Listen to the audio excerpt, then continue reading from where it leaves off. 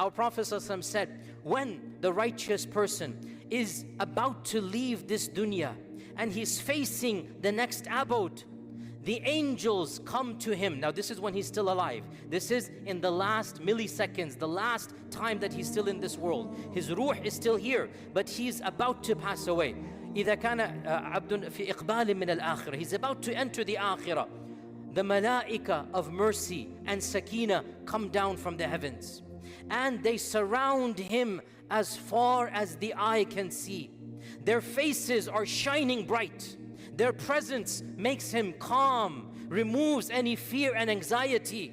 Looking upon these angels as far as the eye can see, and he finds peace and sakina.